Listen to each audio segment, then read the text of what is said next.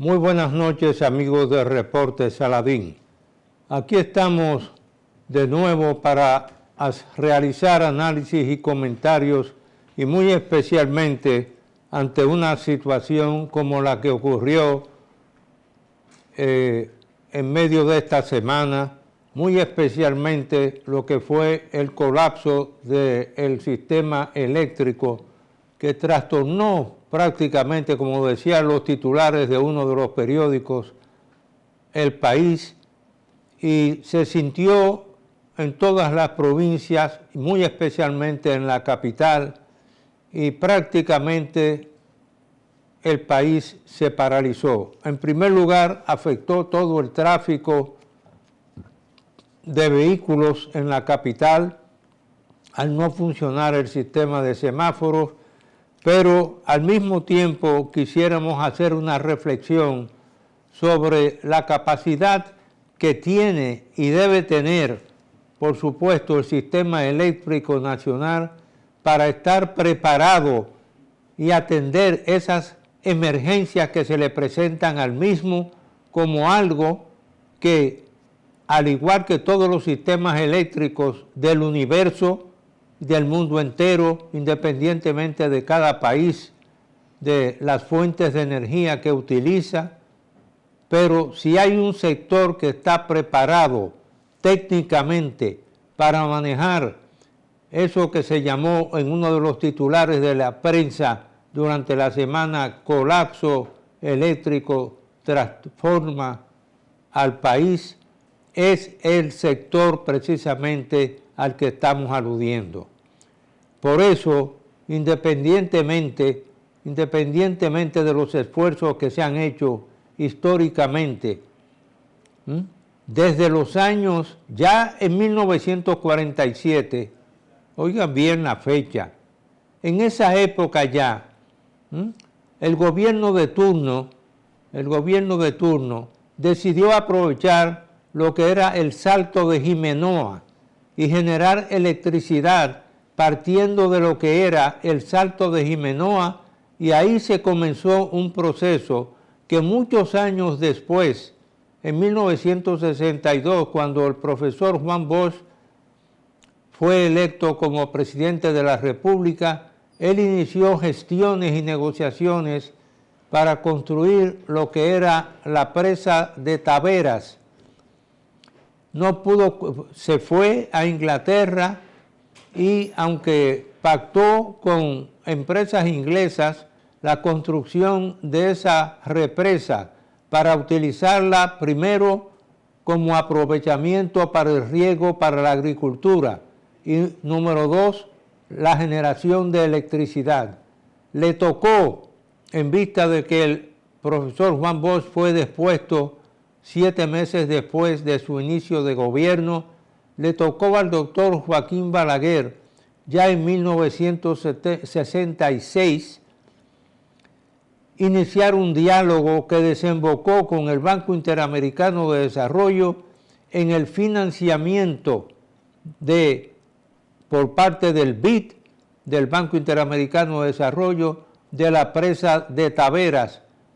y el estudio de factibilidad de la construcción de esa presa, que fue la primera gran represa de la República Dominicana, lo hizo una empresa sumamente acreditada en el mundo, la Lamayer International, empresa de la República Federal de Alemania, que en ese entonces, precisamente por los contactos establecidos en República Dominicana, fue seleccionada para hacer el estudio de factibilidad de la construcción de esa importante presa, y ahí se inició un proceso por parte del doctor Balaguer de construcción de muchas de las represas que se hicieron en la República Dominicana, apoyado en un equipo en el INDRI, en el Instituto Dominicano de Recursos Hidráulicos, de un personal técnico que luego manejó también, manejó a través de diferentes posiciones en el Estado, precisamente la construcción de represas y acueductos en la República Dominicana. Por eso decía que si hay un sector donde en la República Dominicana se tiene la capacidad de dar respuesta técnicamente es el sector energía eléctrica para enfrentar situaciones de ese tipo, excepto, por supuesto, las cuestiones impensables de sabotaje al sistema eléctrico. Pero esperemos que esa situación se supere completamente, que comiencen a funcionar todos los semáforos de la capital y se normalice el tráfico como la generación de energía eléctrica en diferentes, tanto en la capital como en diferentes provincias. Y por supuesto también que en el curso de la semana que ha transcurrido, el Consejo Nacional de la Magistratura inició la evaluación de los aspirantes a jueces en la Suprema Corte de Justicia y en el Tribunal Superior Electoral, y esa sesión estuvo encabezada por el presidente Luis Abinader en el Palacio Nacional, en el Salón de las Cariátides, y hay unos 83 postulantes para 10 vacantes para jueces y 5 suplentes. El Consejo Nacional de la Magistratura está presidido, como lo he dicho antes, por el propio presidente Luis Abinader, para seleccionar tanto a los jueces de la Suprema Corte de Justicia y del Tribunal Superior Electoral. En ese primer día de sesión,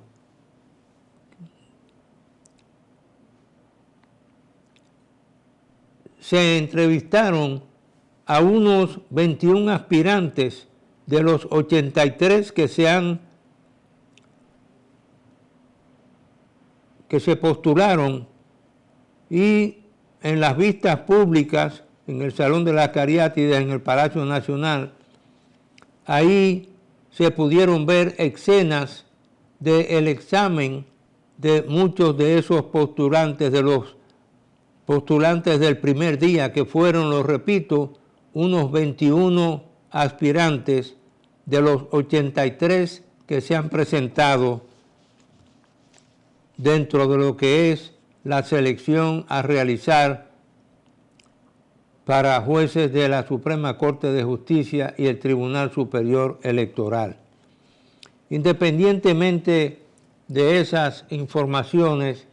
llamó la atención también que durante el ejercicio de esta semana pasada se realizaron operativos de nuevo por parte de nuestras Fuerzas Armadas y se apresaron unos 54 haitianos ilegales en uno de los pueblos de la línea noroeste, y sobre todo que fue el Ejército de la República Dominicana el que detuvo a un total de unos 54 haitianos. Independientemente de esas informaciones que hacemos en estos análisis y comentarios, es bueno destacar un tema en el que muchas veces escuchamos hablar de los montos que representan las remesas,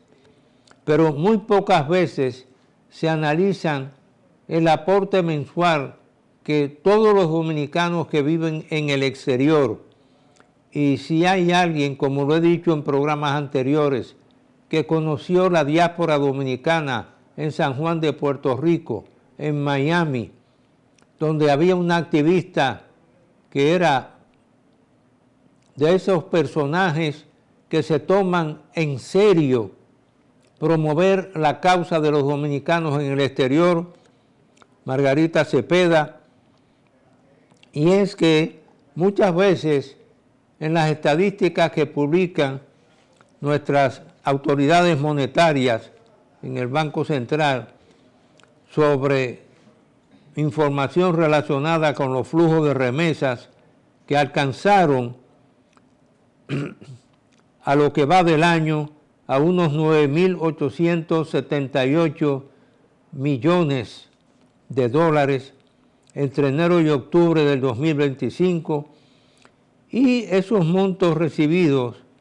indican que este año se superarían con holgura las cifras de los 11.700 millones de dólares que se tenía estimada para el cierre del 2025. Muchas veces no se desglosan, y es algo que queremos destacar, no se desglosan los montos mensuales que llegan de esos aportes en divisas que hace la diáspora dominicana en el exterior. Por ejemplo, en el mes de enero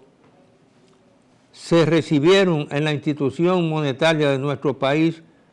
unos 935.6 millones de dólares. Hacemos una breve pausa y retornamos en unos minutos.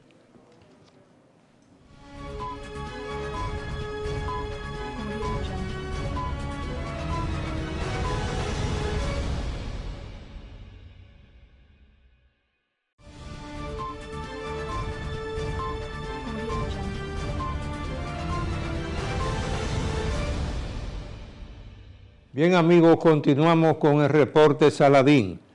y señalábamos que haciendo un resumen de las informaciones hechas públicas por el Banco Central de República Dominicana, donde este informó que los flujos de las remesas alcanzaron en el periodo entre enero y octubre del 2025 a unos 9.878.4 millones de dólares, y las expectativas son de que en el presente año las remesas sean superiores a los 11.700 millones de dólares. Independientemente de esas informaciones, hay que destacar también que el gobierno se comprometió a que invertirá en los aeropuertos de la República durante este año y el próximo año unos 700 millones de dólares, cuestión esta sumamente importante, la infraestructura de los aeropuertos en la República Dominicana, porque es por esa vía que llegan los turistas que vienen a nuestro país. Independientemente de esos temas relacionados con la economía de nuestro país, hay que destacar que en los años que laboramos en Color Visión Canal 9, fueron en esos años, y queremos aprovechar para darle nuestras más sentidas condolencias en nombre de mi esposa Berta Nin Saladín y de quien habla el doctor Roberto B. Saladín Celín, a los familiares de don Leopoldo Díaz, quien falleciera recientemente.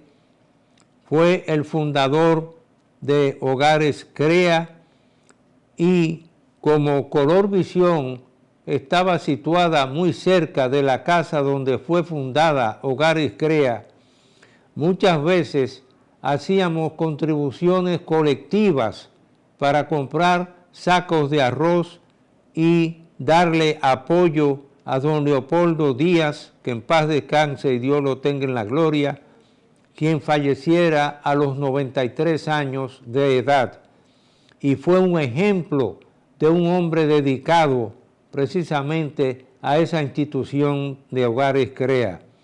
que tanto bien le hizo a los jóvenes dominicanos afectados por la afición, lamentablemente, a los estupefacientes. Independientemente de eso, también hay que destacar que durante esta semana se hicieron públicos los déficits que alcanzaron las EDES de unos 756 millones de dólares. Y por otra parte también destacar que en el curso de la semana asumió el arzobispado de Santo Domingo Monseñor Tomás Morel, quien había sido designado recientemente como arzobispo coadjutor por el Papa León XIV, con derecho a sucesión a Monseñor Osoria. Asimismo, es bueno analizar y comentar que el Senado de Estados Unidos aprobaron reabrir el gobierno central, lo que es el gobierno central, decisión que ahora pasa a la Cámara de Representantes para poner fin al cierre más prolongado que haya tenido un gobierno federal de los Estados Unidos de América, como también comentar muy brevemente que la ONU, en opinión de la Organización de las Naciones Unidas, ha dicho que ve a los cubanos abrumados por los daños que causó Melissa en su país. Ese fenómeno atmosférico dejó a la isla con 3.5 millones de damnificados a la isla de Cuba. Y por otra parte, una información que concierne a el alerta que dieran las autoridades de los Estados Unidos de América sobre la ola de frío en unos 2/3 de los Estados Unidos de América, lo que significa que para la República Dominicana gran parte de esos turistas que generaría ese frío en los Estados Unidos vendrían a los países del Caribe y entre ellos, por supuesto, a la República Dominicana. El Servicio Meteorológico de los Estados Unidos de América, más conocido por las siglas NWS, avisó que el lunes 10 de noviembre hizo ese pronóstico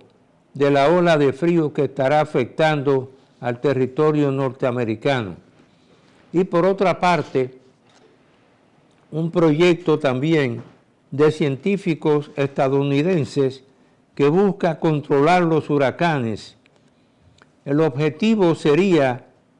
es comprender si la técnica de siembra de nubes podría ayudar a extinguir los huracanes al nacer, desviarlos de su curso o debilitarlos antes de llegar a tierra. Este es un proyecto que teóricamente de científicos norteamericanos, estadounidenses, que debería recibir apoyo y colaboración de todos los países del Caribe. E invito en mi condición de ex embajador ante la Organización de Estados Americanos, OEA, a que este proyecto reciba el apoyo de todos los países del Caribe, muy especialmente de los países de CARICOM, aun cuando la República Dominicana no es miembro de CARICOM, y Haití sí lo es, porque es la zona del Caribe la que recibe anualmente el embate precisamente de esos huracanes que tanto daño hacen a nuestras economías. Y por supuesto que un proyecto de ese tipo debería recibir el apoyo tanto del gobierno dominicano como de los gobiernos de las islas del Caribe, porque es en esta zona donde cada año la temporada ciclónica realiza y hace más daños, y sobre todo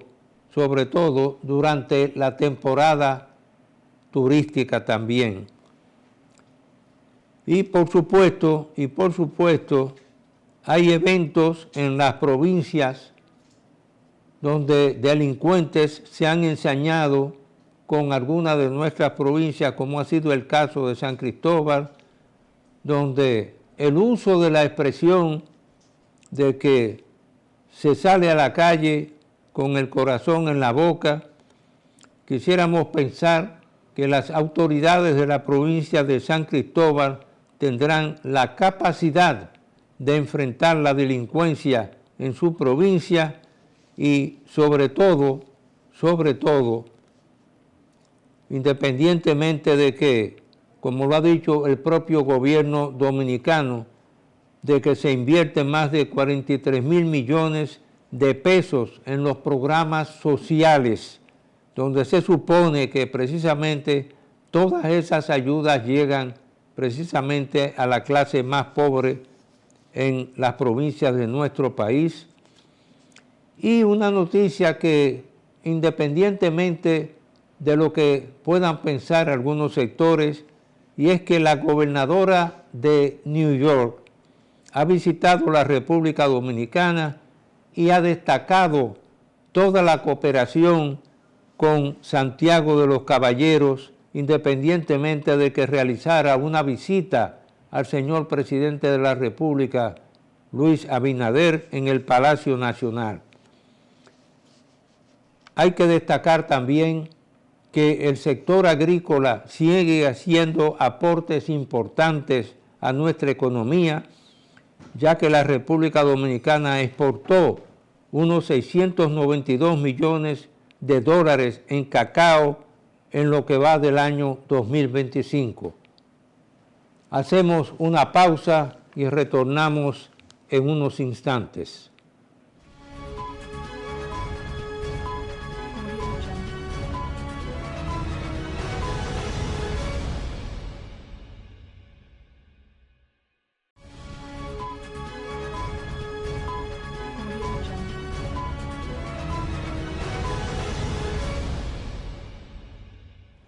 Bien, amigos, este programa se honra con la presencia del doctor Houghton Coury y en ese sentido queremos darle una cordial bienvenida porque sabemos que ese apellido pesa mucho, sobre todo con la herencia legal recibida de su padre, en primer lugar, eminente abogado y jurista también. Pero en este caso, y por la relación que hemos mantenido a lo largo de la vida, decir que Houghtoncito Coury es una persona que honra el foro de la República Dominicana,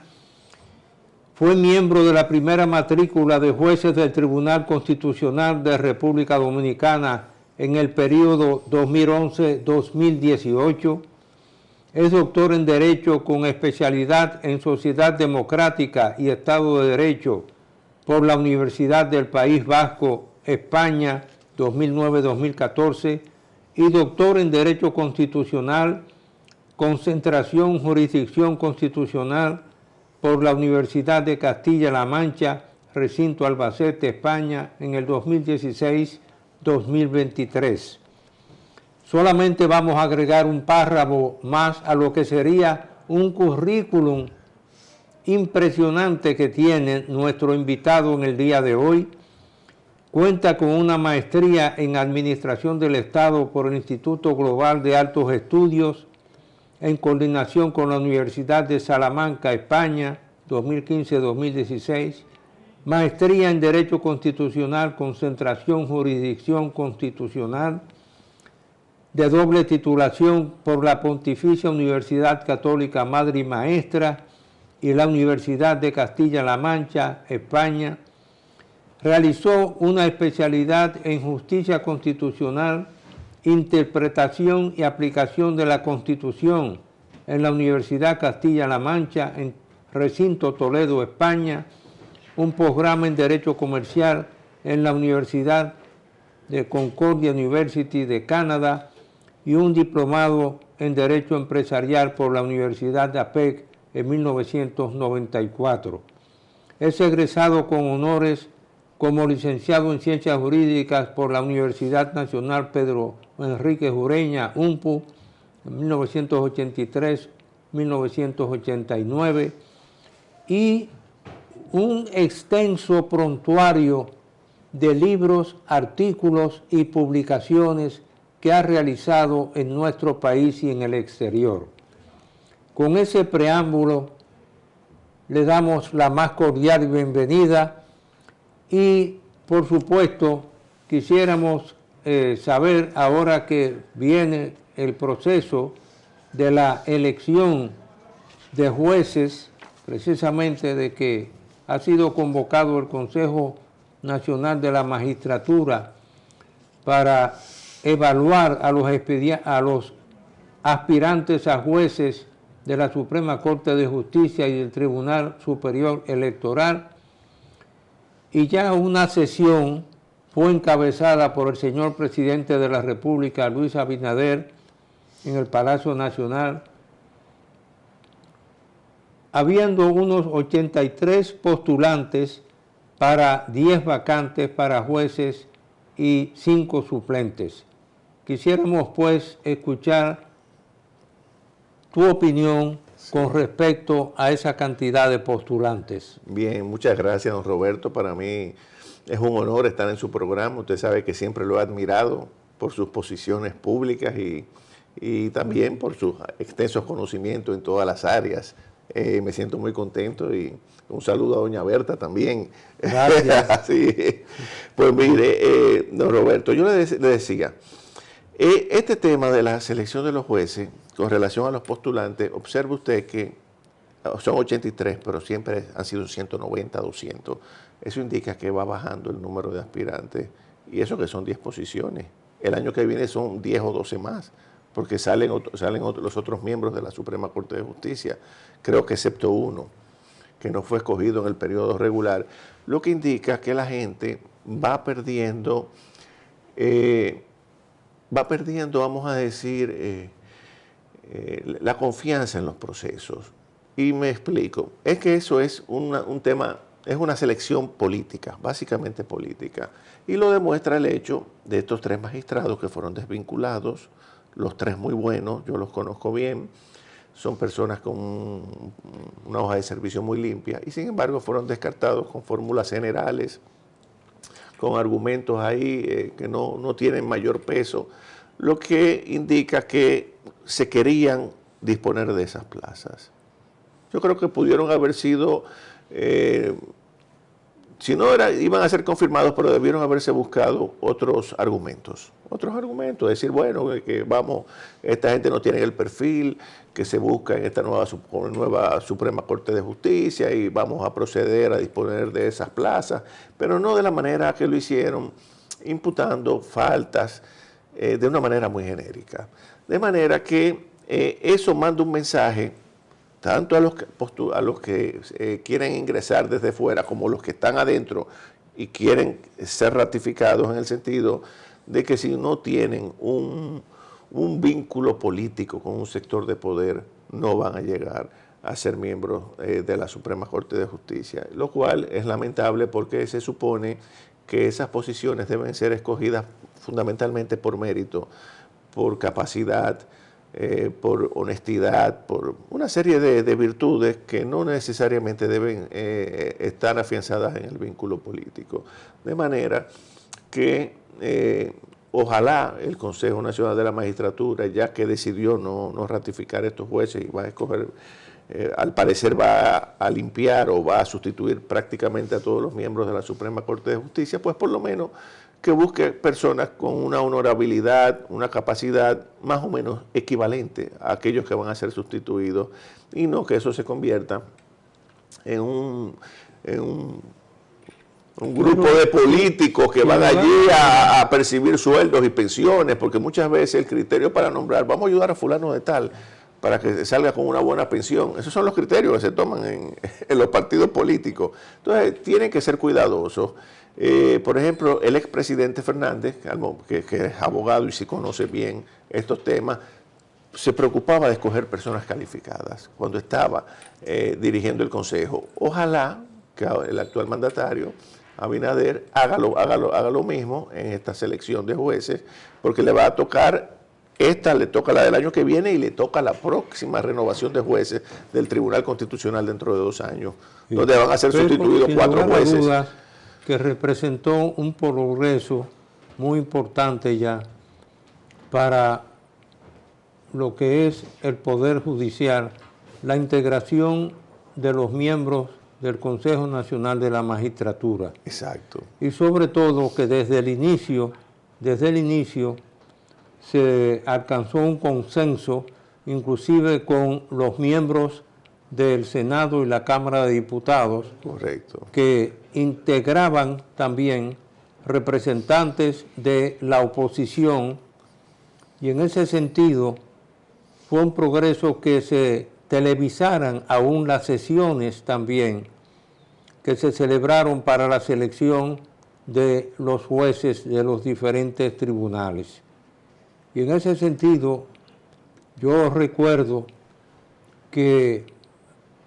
fue un paso de progreso muy importante. Sí, sí, ciertamente, porque antes los escogía el Senado, sí, con ternas, sí, y eso era manejado también políticamente. No quiere decir que ahora no lo sea, sí, pero por lo menos es un poco más transparente. Pero hay una composición que permite también el hecho de que hayan partidos de la oposición que integren el Consejo Nacional de la Magistratura. Correcto. Fue evidentemente un progreso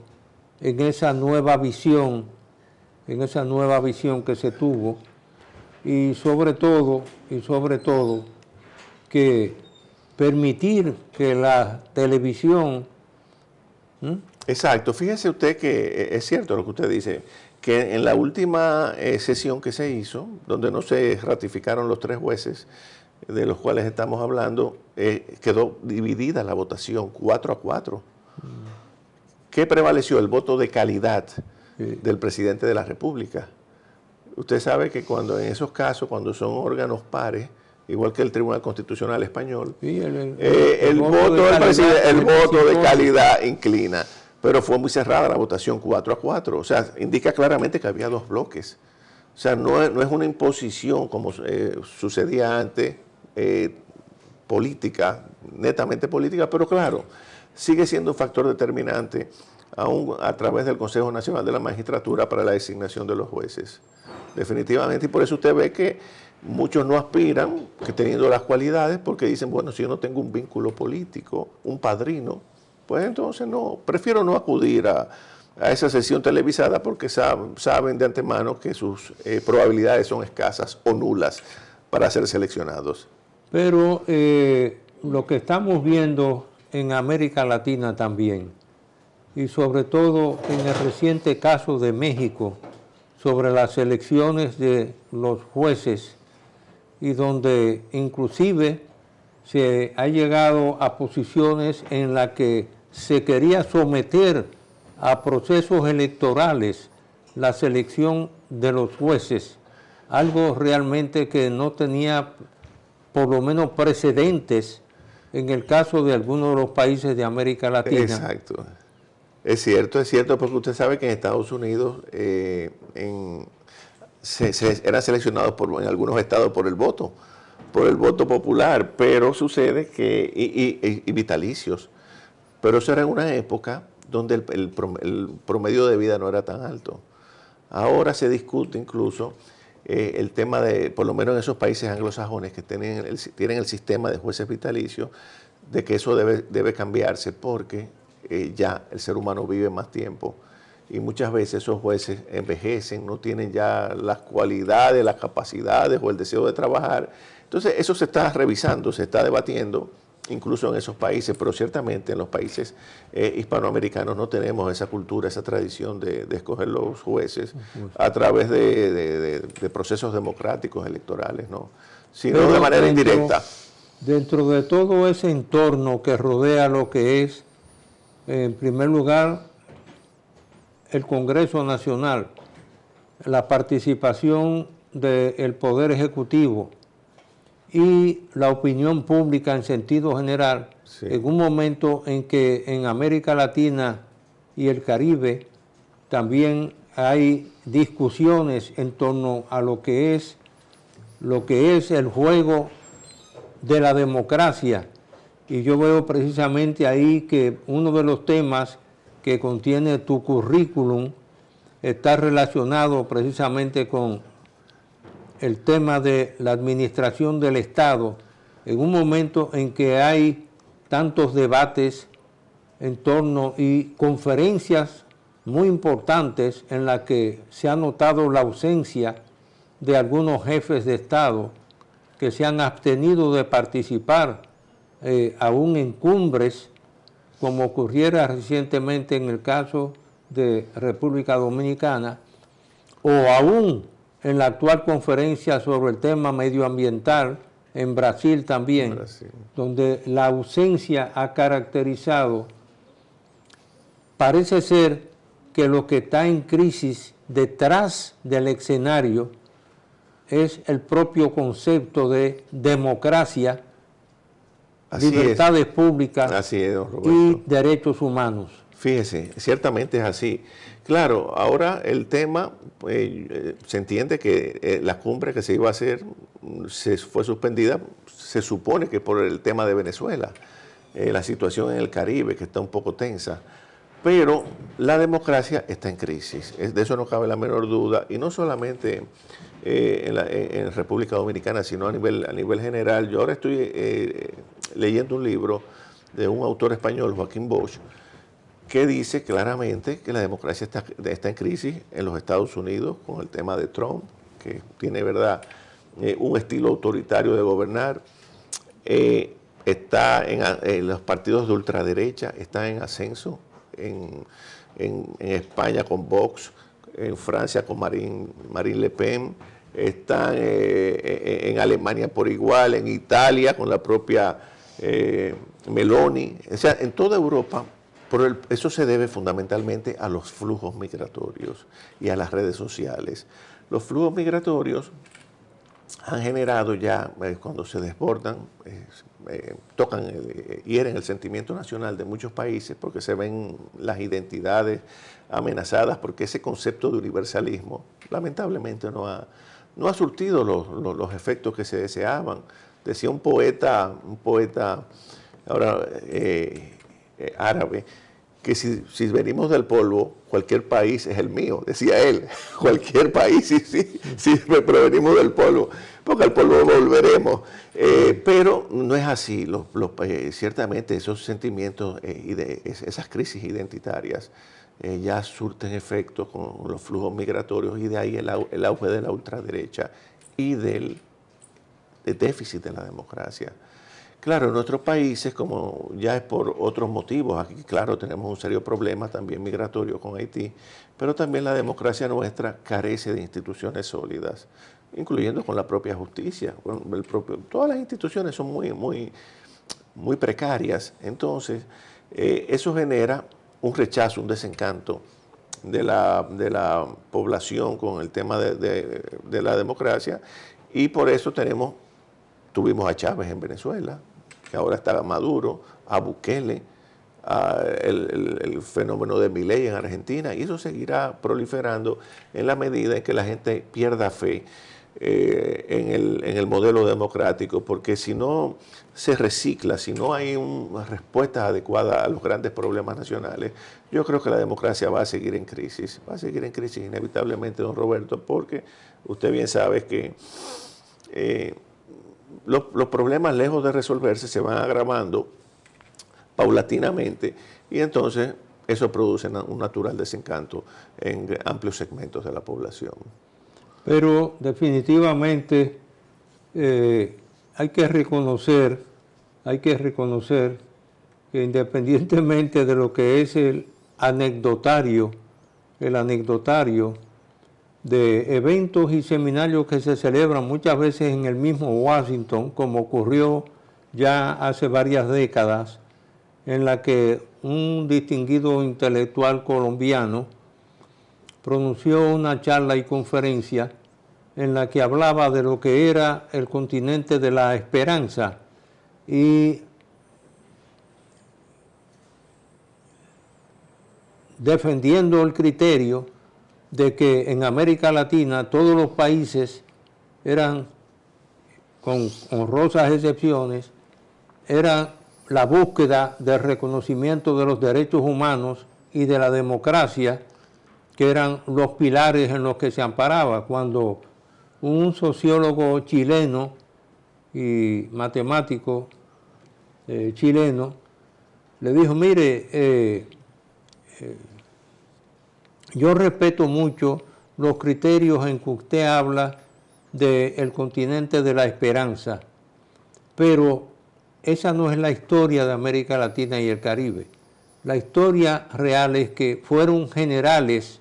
y militares la mayor parte de los promotores de las libertades públicas de nuestros países, y por eso inicialmente, por la intervención de esos militares fue que se llegó al reconocimiento de los derechos de la democracia, pero eran militares, eran generales. Y en ese caso, pues, un embajador de República Dominicana transmitió esas informaciones aquí a República Dominicana hace varias décadas, y esa persona fue invitada, ese sociólogo chileno que había desmontado la tesis de que éramos el continente de la esperanza, sobre el argumento de que en la realidad, la independencia de muchos de nuestros países fue realizada por militares generales. Sí, así es. Y que eso le dio una determinada imagen a lo que serían esas democracias. Sí, ciertamente es que nosotros, la democracia, bueno, yo he oído mucho el criterio de que estos países nuestros, reitero, de escasa institucionalidad y muy indisciplinados, requieren de cierta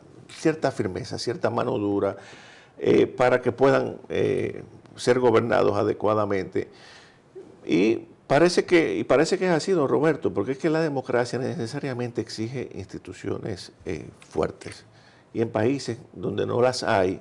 resulta difícil que pueda prosperar el sistema. Entonces la gente prefiere sacrificar un poco la libertad en aras de la seguridad y que los grandes problemas estén más o menos resueltos, como lo estamos viendo, por ejemplo, el caso de El Salvador actualmente. Y fíjese, el mismo Donald Trump, que ganó gracias, claro, a las redes sociales y a un buen manejo de comunicación, ganó ganó las elecciones, y fíjese, es un hombre con tendencias autoritarias, algo nunca visto en los Estados Unidos. Es decir, que es un fenómeno que se está propagando porque definitivamente la democracia está en crisis. Eso es innegable, y lo he visto, he leído varios libros al respecto, porque dicen, la democracia supone igualdad. Pero ¿cuál es la verdadera igualdad? No es ir a votar cada 4 años. La verdadera democracia es la democracia económica. Vamos a democratizar la distribución de la riqueza, donde haya cierta igualdad, cierta equidad entre las personas. Pero los niveles de desigualdad impiden que podamos hablar propiamente de democracia en los países Los nuestros. niveles de educación también son fundamentales en la población, para poder respetar esos derechos. No es solamente democracia política, sino económica también, de poder, ¿verdad? Y ahí es que está el problema. Entonces es realmente una democracia. Yo diría que nosotros vivimos en una falsa democracia, como decía mi padre, que usted conoció muy bien. Él siempre me decía, mi hijo, esto no es una democracia, esto es una falsa democracia en la que nosotros vivimos. Y me explicaba eso precisamente por las razones que le estoy dando. Ese es un discurso que yo estoy oyendo desde pequeño, imagínense. Y luego lo he visto ratificado en autores que dicen, ciertamente, nosotros tenemos que evolucionar de la democracia política, del derecho de ir a votar por un partido supuestamente distinto, porque es la misma cosa, cada 4 años, a un régimen donde se democratice la producción de la riqueza y se reduzcan las desigualdades. Eso es lo que aspiramos, pero resulta difícil en medios como el nuestro, donde los grupos económicos son los que realmente tienen el control del poder. Porque no olvidemos que algunas familias muy contadas son las que tienen el poder en la mayoría de estos países. Es Pero así. independientemente de lo que son esos grupos económicos, sorprendentemente, la cantidad de estudiantes que siguen eligiendo la carrera de Derecho en nuestros países también Así es. revelan que hay una enorme masa de ciudadanos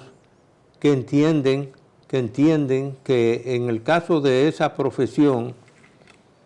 todavía el hecho de ejercer esa profesión es una forma de defender también lo que son los derechos humanos en nuestros países respectivamente hablando. O sea que esa profesión seguirá siendo seleccionada independientemente de la creación de la posición de defensor del pueblo. Así es, así es, don Roberto. Fíjense, a mí me gustan mucho los temas económicos también. De hecho, mi última tesis fue sobre la Constitución Económica Dominicana. ¿Cuál es el modelo de constitución económica que nosotros tenemos a raíz del año 2010? Y llego a la conclusión de que el modelo nuestro es de una constitución económica intervencionista, producto de la socialdemocracia. Por eso tenemos la fórmula definitoria del Estado social y democrático de derecho. Oiga bien, social y democrático de derecho, es decir, lo que se procura con esta constitución precisamente es democratizar la distribución de la riqueza y paliar las desigualdades. Entonces, para eso tuve que estudiar primero la Constitución Económica Liberal, de cuando nace el liberalismo con Adam Smith, siglo XVIII, XIX, XX, el liberalismo. Luego la Constitución Económica Marxista, que fue la que se implantó, ¿verdad?, en la Unión Soviética, en los países que asumieron el marxismo. Luego luego de la Segunda Guerra Mundial, es el auge de las constituciones económicas intervencionistas, que es un híbrido entre lo que es el liberalismo y lo que es el socialismo, que es el nuestro. Esa es la constitución que nosotros hemos asumido, la económica intervencionista con la fórmula del Estado social y democrático de derecho, que la cual ahora está en peligro con el auge de una constitución económica en ciernes, que es la del Silicon Valley. Usted sabe que estos grandes emporios tecnológicos han generado una riqueza descomunal. De hecho, de las 10 grandes fortunas del mundo, 7 son del Silicon Valley, entre ellos Zuckerberg, Bill Gates, etcétera. Todos tienen que ver con el área de la tecnología. Hay un libro muy interesante titulado Tecnofeudalismo, que dice Yanis Varoufakis, que fue ministro de Economía en Grecia, dice, bueno, es que ya el capitalismo de las economías de escala, el capitalismo tradicional, ha sido sustituido por el capitalismo digital, en el sentido de que en la medida en que nosotros interactuamos por las redes sociales, esa gente ha tenido la habilidad de poder espiarnos a todos y de colocarnos a su servicio. Cada vez que uno escribe un Twitter, intercambia por Facebook, por cualquier plataforma digital, sin darse uno cuenta, uno está trabajando para esa gente. Eso es lo que dice en la tesis de Varoufakis. Y dice que esta nueva era del capitalismo digital ha generado una asimetría enorme y eso amenaza, don Roberto, a usted que le gusta bien, domina bien estos temas,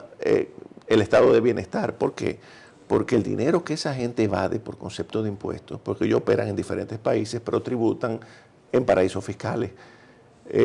o donde los impuestos de sociedades son bajos, como por ejemplo en Irlanda, en Europa, en Delaware, en Estados Unidos, en las Islas Caimán, aquí en el Caribe. Entonces, tienen una ingeniería financiera tan sofisticada que, por ejemplo, decía él, Facebook pagó en el año 2012-2013 apenas $15 millones por utilidades. ¿Cómo es posible? Una empresa que genera miles de millones de dólares pague sumas tan irrisorias. Eso es para que usted vea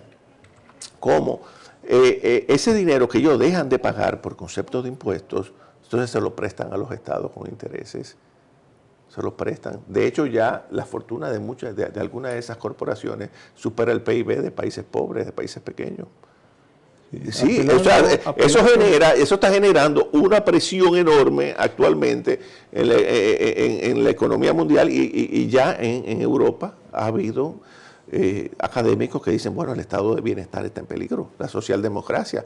porque el Estado no dispone de los recursos, porque los que generan riqueza evaden los impuestos y le prestan a los estados con intereses el dinero que dejaron de pagar de tributar. Fíjese usted lo interesante que es la situación, y eso es lo que estamos viviendo actualmente. Pero al mismo tiempo, todas esas democracias que servían de modelo se enfrentan al tema de el endeudamiento. Exacto. El endeudamiento. Y, por ejemplo, en el caso de cuando nosotros tuvimos la oportunidad de ejercer la posición de embajador ante la Casa Blanca, sí, vimos como en la Massachusetts Avenue,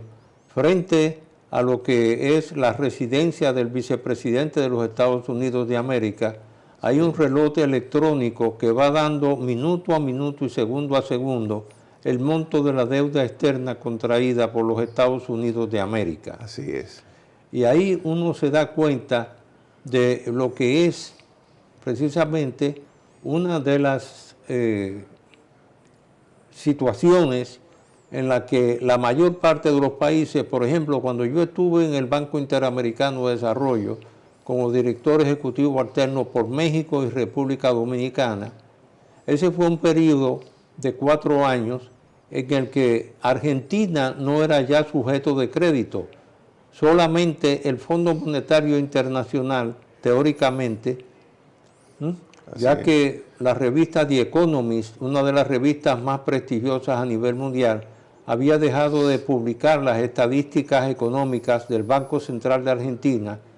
por la no confiabilidad en esas estadísticas hechas públicas por el Banco Central de Argentina. Y hoy en día vemos cómo el propio Fondo Monetario Internacional le devuelve a la Argentina el derecho a tener acceso a los recursos y el endeudamiento con el Fondo Monetario Internacional por un monto de unos 20.000 millones de dólares. Porque sí, la mayor parte de las democracias como tales, tradicionales, estaban altamente endeudadas. Inclusive en un curso que nosotros asistimos, estando en esa época como magistrado de la Junta Central Electoral en Washington, donde nos acompañó el presidente de la Junta Central Electoral, Julio César Castaño Guzmán, nos decía una catedrática de una de las universidades que ya en Japón había una ciudad donde el alcalde de la ciudad en Japón, lo repito, era un robot y que tenía un 73% de aceptación, y los guías turísticos de esa ciudad eran también robots. Fíjense cómo las tecnologías le han permitido a los países cambiar el modelo y el uso de la inteligencia artificial también. Exactamente. Pero quisiéramos que pudiéramos cerrar este programa permitiéndote hacer un análisis para el cierre del mismo y poder entonces dar algunas recomendaciones en tu condición de un abogado y jurista de experiencia de cuáles serían eventuales salidas a estas situaciones que está viviendo el continente, sobre todo en relación con lo que es la defensa de la democracia y las libertades públicas. Sí, gracias, don Roberto. Fíjese, el tema de la tecnología, como usted dice, está desplazando y la inteligencia artificial, mano de obra en todas partes del mundo, incluso en los aeropuertos. Ya el que no sabe manejar las plataformas pasa trabajo, porque ya uno ni siquiera encuentra a quién preguntarle, que a mí me ha sucedido en los aeropuertos, que no soy muy diestro, a pesar de que estudio esos temas, pero a la hora de aplicarlo. Entonces, el tema, ese desplazamiento de mano de obra y esa enorme concentración de riqueza en estas corporaciones del Silicon Valley realmente está generando un desequilibrio a nivel mundial. Y toda esa gente que va a quedar sustituida, desempleada, tendrá que vivir de lo que se denomina una renta básica universal. Pero vamos a ver qué sucede en el transcurso de los últimos años, pero en el caso nuestro, sea como fuere, lo cierto es que para poder preservar las conquistas democráticas nosotros necesitamos adecentar un poco nuestra democracia, fortalecer nuestras instituciones, controlar un poco el tema de la corrupción, que realmente es sumamente preocupante, porque vemos que es un fenómeno que crece. Ya usted se da cuenta que en un país como el nuestro, donde apenas el 50% o menos de la población vota, porque hay otro 50% que no ejerce el sufragio, derecho al sufragio, es una muestra y sintomática de que es una democracia desacreditada. Desacreditada porque una gran parte de la población que supera el 50% sencillamente no va a votar porque no ve cifradas sus esperanzas en un cambio. Entonces, tenemos que aunar esfuerzos, no sé cómo, buscar cómo adecentar el modelo democrático que tenemos, porque sigo creyendo, don Roberto, que si no logramos realizar esas transformaciones más a la corta que a la larga, el sistema terminará sucumbiendo ante tantas injusticias, ante tanta desigualdad, tantas deficiencias, en fin, y tantas injusticias. Yo creo que debemos hacer un esfuerzo, y los dominicanos de buena voluntad, abogar y contribuir desde las esferas que nos sean posibles para que el país marche por un mejor camino. Queremos darte las más expresivas gracias por aceptar nuestra invitación a este programa y, por supuesto, pedirte también, en tu condición de jurista experimentado, que continúes también haciendo aportes desde el punto de vista intelectual a contribuir a la consolidación de los derechos humanos en nuestro país y, por supuesto, poder despedir este programa, como siempre lo hacemos, citando el pensamiento de Miguel de Unamuno y Hugo, cuando decía en España: me duele España en 1936, a mí me duele la República Dominicana. Que Dios te bendiga. Gracias. Bendiga a tu familia. Gracias, y que Dios bendiga al pueblo dominicano. Hasta el próximo sábado.